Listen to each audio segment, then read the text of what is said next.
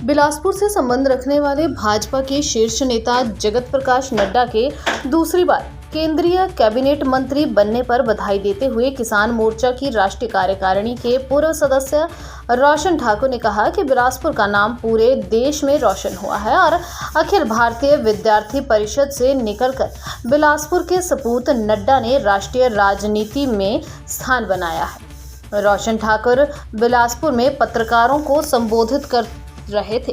उन्होंने कहा कि बिलासपुर को एम्स और हाइड्रो इंजीनियरिंग कॉलेज का तोहफा देने वाले नड्डा अब और भी तोहफे बिलासपुर को देंगे।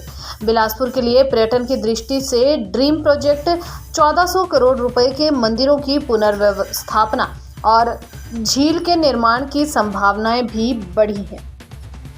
ठाकुर ने कहा कि रसायन और उर्वरक मंत्रालय मिलने से यह आस जगी है कि वर्षों से बंद पड़े नंगल फर्टिलाइजर लिमिटेड में फिर से उत्पादन शुरू होगा। प्राचीन ऐतिहासिक भांजवानी पुल का टेंडर हो चुका है और 101 करोड़ रुपए की लागत से इस पुल का निर्माण होगा।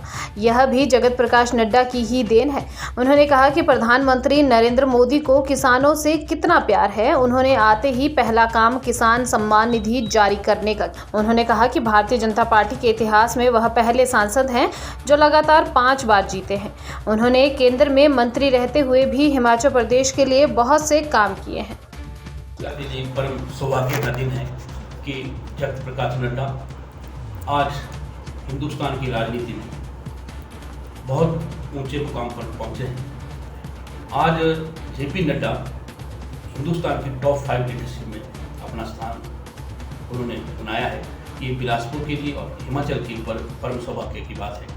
आदरणीय जगत प्रकाश नड्डा जी एक अपने कंदौर में एक आंदोलन हुआ, उससे उभर कर निकला हुआ एक युवा नेता प्रदेश की राजनीति में विपक्ष के नेता बनते हैं, मंत्री बनते हैं और राष्ट्रीय अध्यक्ष भारतीय जनता पार्टी के बनते हैं। और राष्ट्रीय अध्यक्ष होने के राष्ट्रीय अध्यक्ष जब बने तो पहली बार इतिहास में हुआ कि तीसरी बार भारतीय जनता पार्टी की सरकार उनके नेतृत्व में बनी है। और ना बल्कि बिलासपुर बल्कि हिमाचल प्रदेश में भी उन्होंने चौमुखी विकास कराया है। चाहे हमीरपुर में मेडिकल कॉलेज हो, ऊना में हो, नाहन में हो, चंबा में हो, तो आने वाले समय में और उनको रसायन और उर्वरक मिनिस्टर भी बनाया गया है।